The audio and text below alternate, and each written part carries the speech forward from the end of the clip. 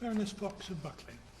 It gives me great pleasure to follow my Honourable Lord Moylan. His wit and clarity I can only emulate and hope to, in this instance, agree with and give some additional points. My Lords, I am opposed to Lord Stevenson's regret amendment, just as I was totally opposed to the EU state aid rules for many years, and in fact it's one of the reasons I voted to leave in 2016. I was glad to escape them then, and I don't want any further delays, if I might say. I note with some irony that this means that I will be supporting the order put forward by my Honourable Lord Callaghan, because I have noted over the years, before the referendum, that even the most ardent Eurosceptics in the Conservative Party were rather lukewarm in highlighting the egregious nature of the EU's state aid rules. Indeed, Margaret Thatcher was happy to use those rules to roll back the state at home. Whereas, in contrast, it was the Eurosceptic left, I know that they might well be a dying breed, there's a few of us left, who for many years objected to the EU's state aid rules. The likes of the much-missed RMT leader Bob Crow, and indeed the Right Honourable former Labour leader Jeremy Corbyn, and others on the left, like myself, who recognised that these were anti-democratic rules because whatever policy the UK electorate might vote for, if they involved certain state subsidies to create new jobs, to help certain industries survive, industrial policy and so on, they could be blocked. The EU rules stipulate that governments need to notify the European Commission in advance to get permission, which is an affront to popular sovereignty and why I support this order.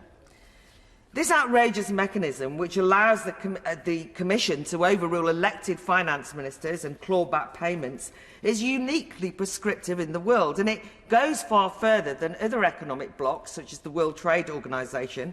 The WTO allows subsidies by default, and prior notification and approval are not required. And despite what my Honourable Lord Liddell might say, that makes them more democratic than the EU. So apart from noting the irony that today's Labour Party seem to be keen to retain the EU's anti-worker, anti-state rules, and the Conservative Party seem committed to escaping them, I think it's worth considering why there's so much focus on state aid in the withdrawal agreement negotiations, and indeed here. Surely it can't be because the EU thinks that the UK will be chomping at the bit to increase state aid once free from Brussels, or think that the present government are likely to launch a mass nationalisation of industries campaign. After all, even when in the EU, Britain conducted less approved state aid than most of the EU members. In 2018, Britain's official state aid spending amounted to 0.34% of GDP, about half the EU's average of 0.76% and far below Germany's 1.45%. So I ask my Lords, why does the EU and its avid Remain cheerleaders here in the UK constantly take such a robust stance over rules that cover a relatively small part of the UK's GDP and indeed overall state spending?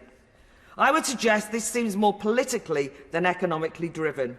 After all, state aid rules are often used by the European Commission as a mechanism for asserting the overall authority and supremacy over its member states on pain of punishment and at expense of their sovereign rights when EU state aid rules are used as punitive and enforcing mechanism.